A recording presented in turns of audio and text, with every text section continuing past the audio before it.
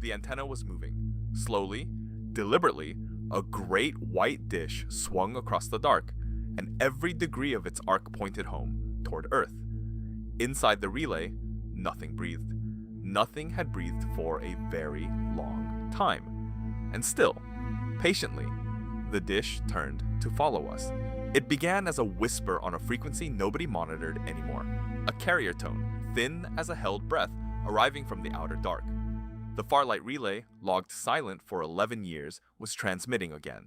No words, no data.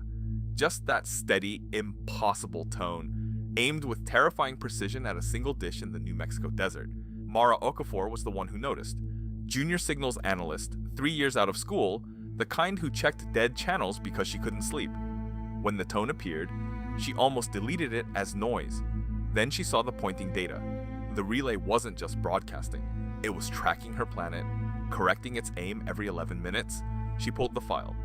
Farlight had carried a crew of 6 on a long-haul survey beyond the asteroid belt. Their last transmission, 11 years ago, was a distress fragment. Hull breach, decompression, then silence. Rescue never came. The distances were too vast. Everyone aboard had been declared dead. Everyone. Yet somebody kept aiming the dish. Mara understood the horror of the numbers better than most. A deep space beam is a fraction of a degree wide, miss by a hair, and the signal vanishes into nothing. Earth is never in the same place twice. We orbit, we drift, we run. To keep us in that beam, something had to choose again and again where we were. That was what wouldn't let her go. A fixed antenna would have lost us in a day. This one hadn't lost us in 11 years. Every correction was a decision. Track the moving target, hold the line, don't let Earth slip. It read less like a machine running down and more like a sentry who refused to look away. By morning, she'd woken her supervisor, Dr. Reyes, a woman who'd buried this program years ago and preferred it stayed buried. Reyes listened to the tone once, went very still, and said the thing Mara feared. Prep a probe. We're sending a boarding drone. Because there was money in the dark and a mystery no one would fund forever. The drone took months to reach it. Months in which the tone never faltered. Mara stopped sleeping properly. She'd lie awake doing the math. Light time delay, orbital drift, the dwindling odds that anything human survived out there. The signal she heard tonight had left the relay hours ago. She was always listening to a ghost of a moment already gone. Then the images came. Farlight hung against the stars, scarred and silent, one solar wing torn away. But its high-gain dish gleamed, clean and purposeful, angled unmistakably back at the inner system. At us. The drone circled the hull and found the breach. A ragged wound where the crew module had ruptured long ago all at once. It went inside, frost coated the corridors. The drone's lamp swept over the flight deck and found them, the crew, still strapped in their seats, preserved by the cold and the vacuum for 11 silent years. No breath, no pulse, no possibility. The boarding party's verdict was absolute. Nobody aboard the relay was still alive, which left the question hanging in every control room on Earth. If the 6 were dead, if no living hand had touched the controls in over a decade, then who kept turning the antenna to follow us? Mara stared at the frozen faces on her screen and felt the floor of the world tilt beneath her. Reyes had the answer, of course, she always did.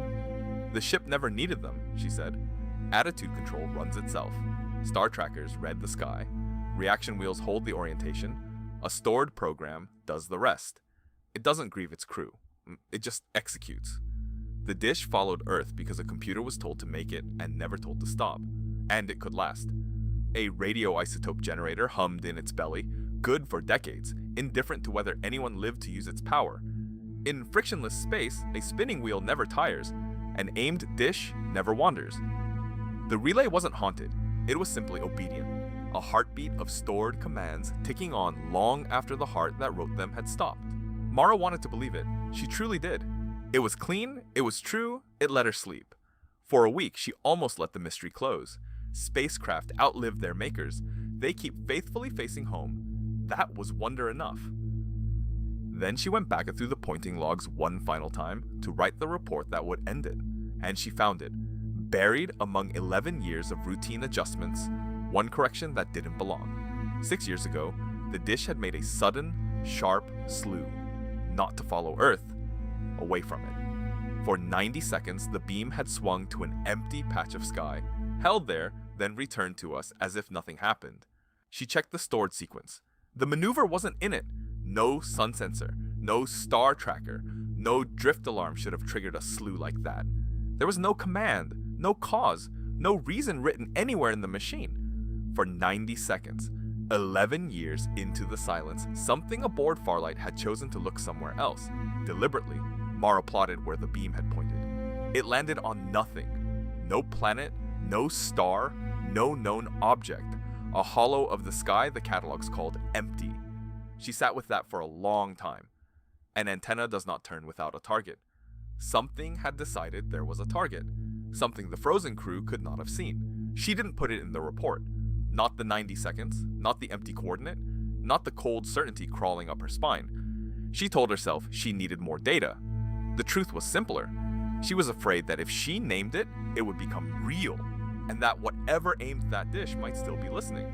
That night, the carrier tone changed. 11 years of one unbroken note. And now, for the first time, it flickered. A pause. A pattern. Short, long, short, in intervals too even to be decay. Mara's coffee went cold in her hand. The relay had spoken in one voice for over a decade. Now it seemed to be trying a second. She realized what she was hearing and her blood went to ice. The pointing data had shifted too. Minute by minute, the dish was easing off Earth. Not broken, not drifting, but tracking a new heading. Following something else. Now, something moving. And whatever it followed was coming inward, toward the sun, toward the small blue world it used to face. Reyes still called it a glitch. Radiation flips a bit. Old code does strange things. The void was just noise dressed as meaning. And she might be right.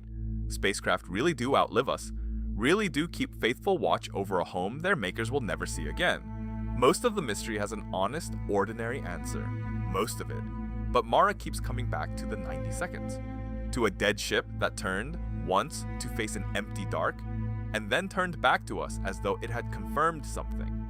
She thinks about how long a machine can hold a heading in a place with no friction to stop it. Forever, if nothing chooses to stop. Nothing chooses. The relay is still out there, still transmitting. Its dish still moves, slow and deliberate, tracking a target none of our instruments can find.